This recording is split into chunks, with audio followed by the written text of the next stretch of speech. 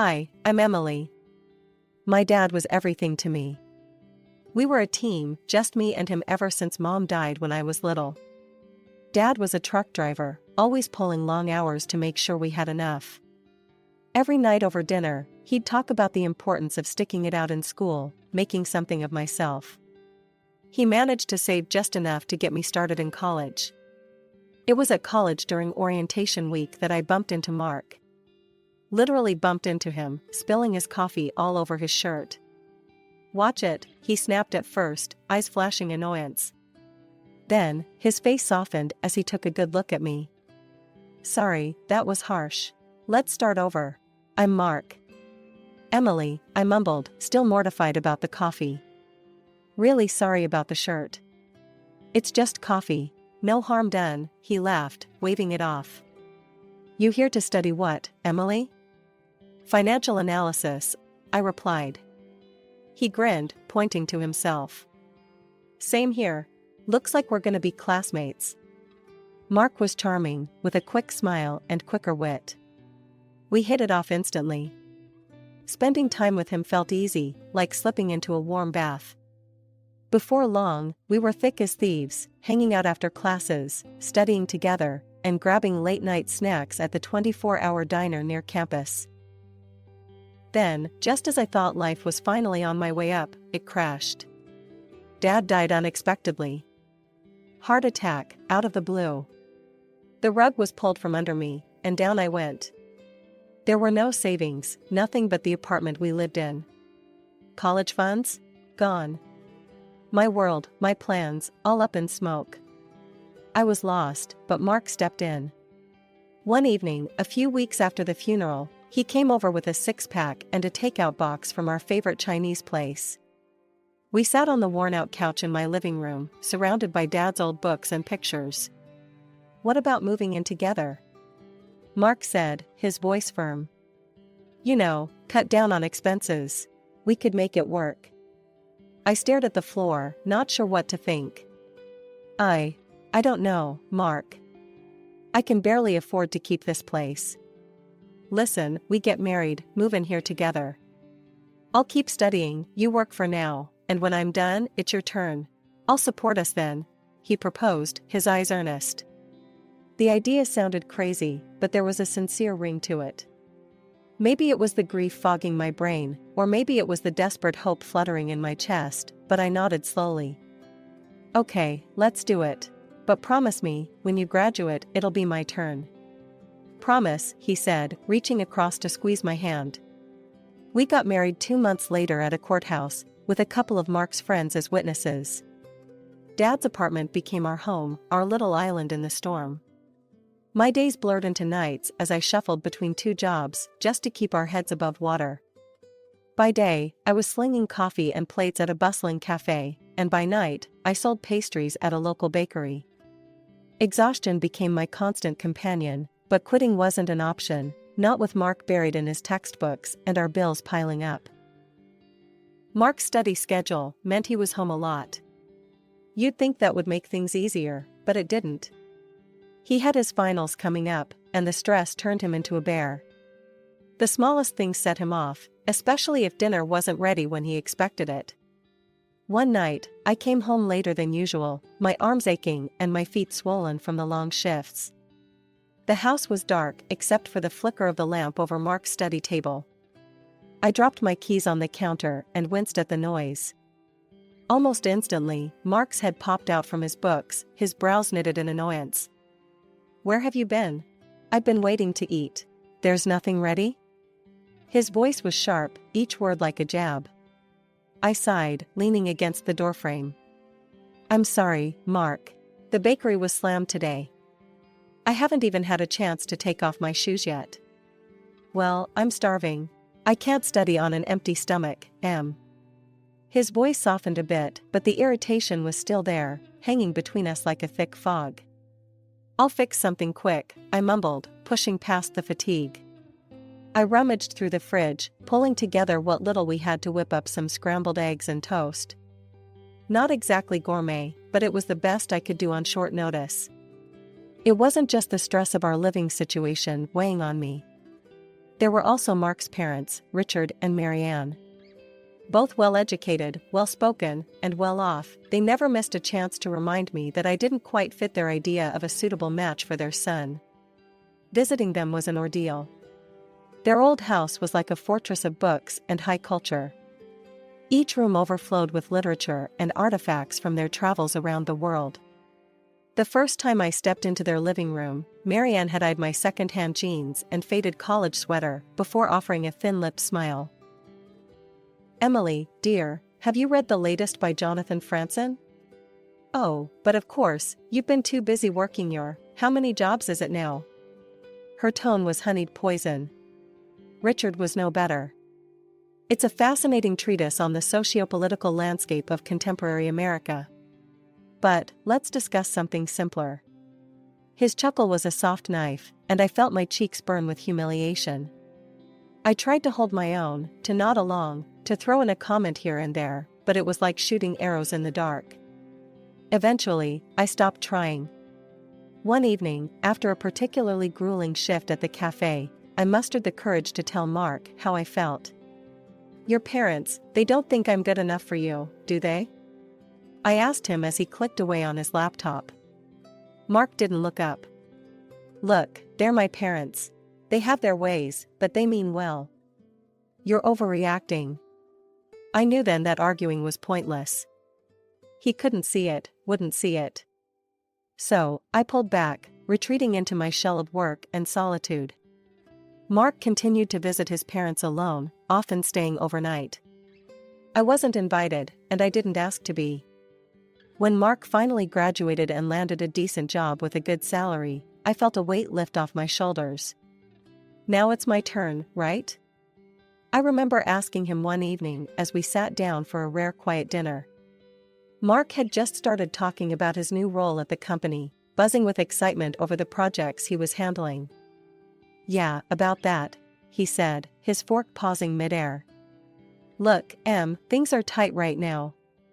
The job pays well, but we've got bills, debts. You know how it is." I nodded, biting back my disappointment. "I get that, but we talked about this, Mark.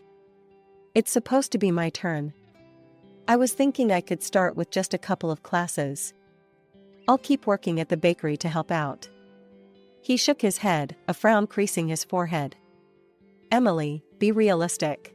We need every penny we can get. Forget about college for now." The resentment that had been simmering inside me boiled over. "I supported you," I snapped.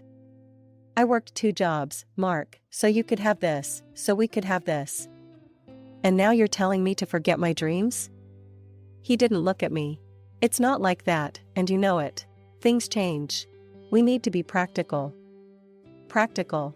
The word hung in the air between us, heavy and cold.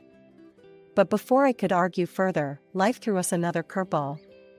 I found out I was pregnant. All thoughts of school were pushed to the back burner as we prepared for our new arrival.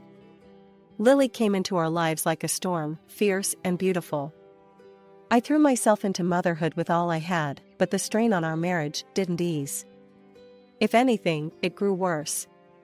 Mark was distant, often coming home late, and when he was around, he critiqued my parenting. "You need to push her more, he'd say as he watched me play with Lily. "She needs to start learning early. I've signed her up for French lessons and a toddler developmental center." "She's 2, Mark," I would protest, feeling the familiar flare of anger. "She needs to play, to be a kid." Mark had been sorting through some papers, not really listening. At that, he looked up, his expression hard. "Maybe if you had some education, Emily, you'd understand the importance of what I'm doing for her." The words said a lot. They said I was just the uneducated wife, good enough to work and pay bills, but not good enough to be a real partner in raising our daughter.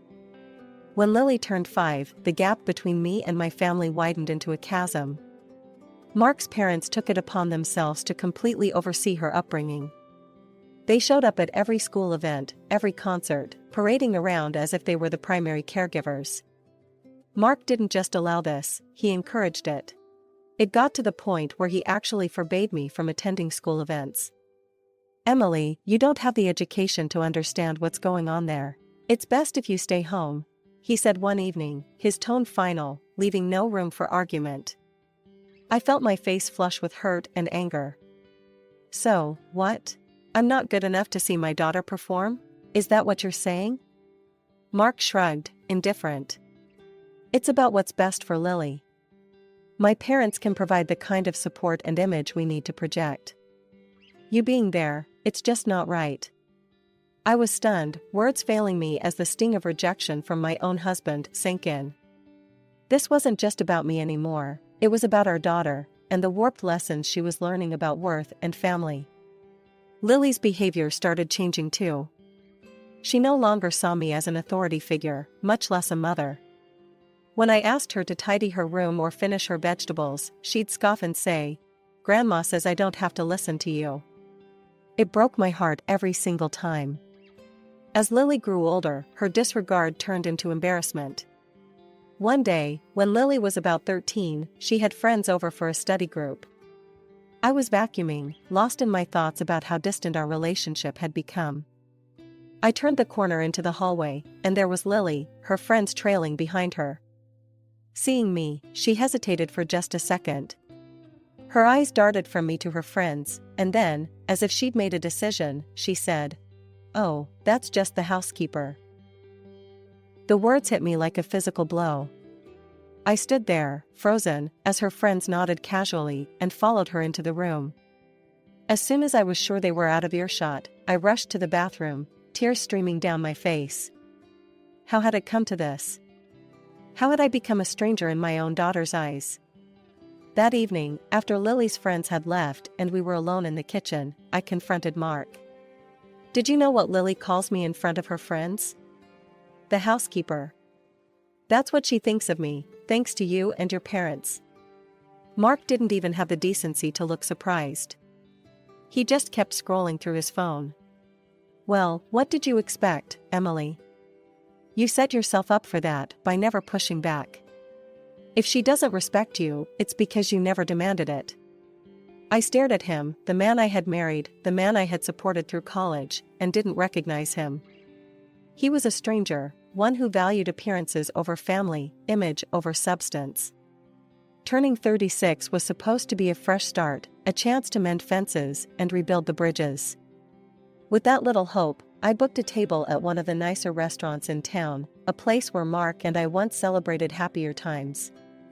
I even splurged on a new dress, something simple yet elegant, hoping to light up Mark's eyes like I used to. I came home that evening, the fabric of my new dress swishing softly against my legs, feeling a mix of nerves and excitement. "Mark, Lily, hurry up and get ready. I booked us a table for my birthday. It's going to be special," I announced, trying to inject some cheer into my voice. Mark looked up from his laptop, his face blank, while Lily didn't even bother to pause her video game.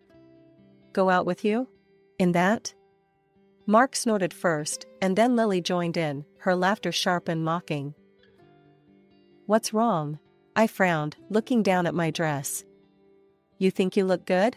You look like a scarecrow," Lily scoffed, her words slicing through me.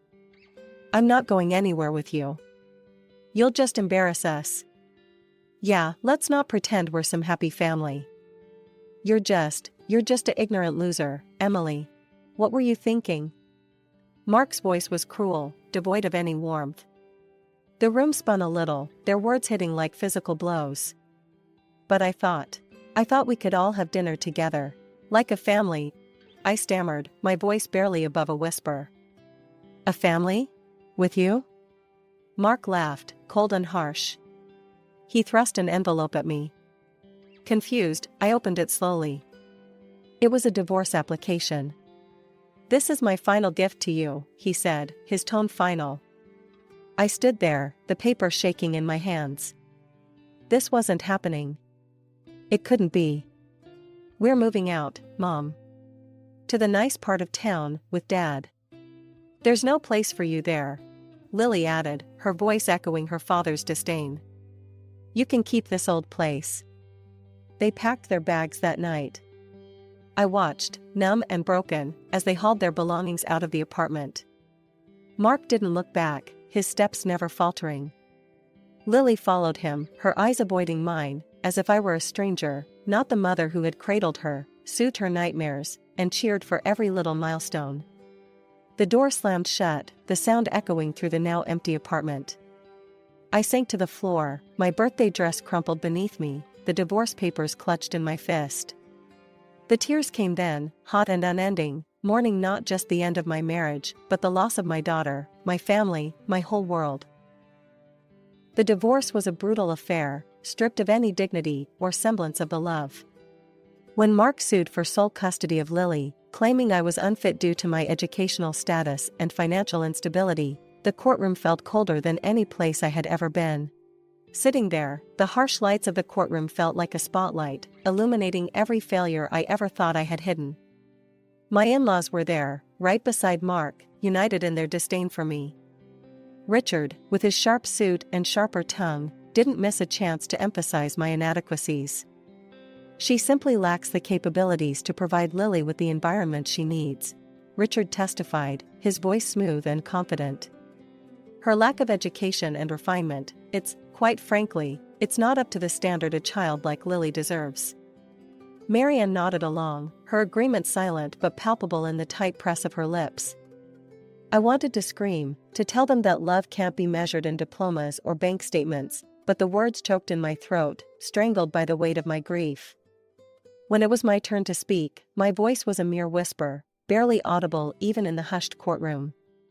I have always done my best for Lily. I love her more than anything, and all I've ever wanted was to make her happy. The judge looked at me, his expression unreadable, and then scribbled some notes that felt like the final nails in the coffin of my parental rights. The gavel fell with a sound that echoed like a door slamming shut on my heart. Custody was granted to Mark, and with it, a clear message: I was not enough. Walking out of the courthouse, the sky was a brilliant blue, mocking me with its clarity. I felt anything but clear, everything was a blur, the faces, the city, my future. But amid the chaos of my thoughts, a spark of defiance flickered to life. They thought I was done, that I would crumble, but I wouldn't give them the satisfaction. I turned to my old friend Sarah, who had come to support me at the trial. I'm going back to college, I declared, the words feeling like shards of glass in my mouth, sharp and dangerous. Sarah's eyes widened. Are you sure, Em? After everything? Especially after everything, I said, the resolve hardening inside me like cement. I need to do this, for myself. I need to show them, and me, that I'm more than what they think. The journey back to college was a Herculean task. I scrimped and saved every dime, and took on extra shifts at the bakery. The nights were long, filled with textbooks and the soft hum of my old laptop as I revisited lessons I had abandoned years ago. Social media was a constant reminder of the life I had lost. Pictures of Mark, Lily, and a woman with a too bright smile in luxurious settings filled my feed. They looked happy, untouched by the turmoil they had left in their wake. The sting of their apparent happiness fueled me, driving me to study with even more vigor. By the end of the semester, my grades were at the top of my class. The professors took notice, often using me as an example for younger students. See what determination looks like, they would say, pointing to my work. The recognition was bittersweet. With each accolade, I felt a mix of pride and sorrow. Pride for my achievements, sorrow for the reason behind my drive. But no matter how hard it was, I pushed forward, building a new life from the ashes of the old. Graduation day was a blur of pride and pomp, my name echoing in the auditorium as I walked across the stage, diploma in hand. My professors furnished me with glowing recommendations that opened doors I once thought permanently closed. I landed a job at a reputable financial firm. Starting as a junior analyst, I immersed myself in work, my life becoming a cycle of reports, meetings, and endless learning. Within 5 years, I was leading my own department, a testament to the relentless nights and skipped social outings. Life wasn't just about work, though. I bought a sleek, new car, one that hummed under my touch and gleamed under the city lights. My apartment, once a cramped space filled with reminders of a painful past, was traded in for a modern, spacious loft in a vibrant part of the city. I revamped my wardrobe, my new clothes sharp and empowering, each piece a reflection of the new me. I even changed my hairstyle, opting for a chic cut that framed my face with confidence. Then, one day, as I scrolled through job listings to see what the market was offering, I froze. There, in bold letters, was an opening for a department head at a familiar company. It was Mark's company. The irony wasn't lost on me. A wicked part of me buzzed with the thrill of the potential drama. I applied, driven by the desire to restore justice. The interview was a series of rapid-fire questions, my answers sharp and sure. The panel was impressed, and by the end of the week, I had the job. The head of the company, Mr. Clarkson, introduced me to my new team. "Team, this is Emily.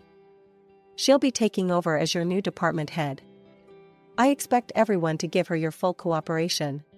The room was a mix of curious and welcoming faces, but one stood out, his expression unreadable. Mark. His shock was palpable, his eyes widening as he took in my transformation from the woman he once discarded to the boss he now had to answer to. After the introduction, Mark lingered, his pride obviously bruised. When we were alone with Mr. Clarkson, he couldn't hold back. "Why her? I applied for this position. I have more experience with the company." Mr. Clarkson looked from Mark to me, his expression calm. "Mark, while your familiarity with the company is appreciated, it's the broader expertise and strong leadership skills we need for this role. Emily brings a fresh perspective and a proven track record that you, frankly, haven't demonstrated. I suggest you learn from her." The words seemed to crush whatever pride Mark had left. He stormed out, slamming the door behind him with a force that echoed through the quiet office. I stood there, the ghost of a smile playing on my lips, not out of spite but out of satisfaction. After the showdown at the office, Mark couldn't handle the new dynamics. Within weeks, he resigned, his departure quiet but the talk of the office. I heard through the corporate grapevine that he struggled to find a similar position elsewhere. Things spiraled for him, and soon, the woman he was living with kicked him and Lily out, tired of his constant joblessness. They moved back in with Richard and Marianne, but it wasn't the comfortable retreat Mark had hoped for. The luxuries Lily was accustomed to were no longer sustainable, and even his parents couldn't indulge her whims as they once had. Reality bit hard, and Lily found it difficult to adjust to their changed circumstances. One afternoon, there was a knock on my new apartment door, the modern, spacious place I had made my sanctuary. I opened it to find Lily standing there, her eyes roaming over the chic decor and the city view that stretched behind me. "Wow, Mom, this place is amazing," she exclaimed, a whistle escaping her lips. "I guess I'll be staying here now." Her words hung between us, expectation thick in the air. I studied her for a moment, my heart aching with a mix of emotions. There she was, standing in my home, as if all the years of neglect and hurt could be wiped clean with a simple decision to move in. "Lily, a fresh start isn't just about a new place to stay. It's about mending things, acknowledging mistakes. I haven't heard you apologize for anything. For how you've treated me, for the things you've said and done." Her face fell, and then, as if on cue, tears welled up in her eyes. "Mom, please, I'm sorry. Can we just forget all that? I want to be here with you." It was hard, looking into her eyes and seeing the plea there. But the tears seemed more a tactic than true remorse. "Lily, I love you, but you can't stay here just because it's convenient or because you're escaping from something unpleasant. You need to want to be here for the right reasons, and you need to make amends, truly." She wiped her face, the tears stopping as quickly as they had come. "Fine. If you don't want me here, I'll just go." The months that followed were a testament to my resolve. I heard from Sarah that Mark had started drinking, unable to cope with his bruised ego and the life he had dismantled by his own hands. Lily moved to another city, perhaps in search of the fresh start she had tried to find with me. Meanwhile, my career reached new heights. Life was good, stable, and fulfilling professionally. But it was the personal victory that sweetened the newfound success. I met Tom at a conference. His kindness and understanding were a balm to the scars left by my first marriage. We connected over shared interests, and soon, friendship blossomed into love. We married quietly, a simple ceremony with a few close friends. As I stood there, exchanging vows with Tom, I realized I had found my peace. The past was behind me, and the future was a promise I was ready to keep.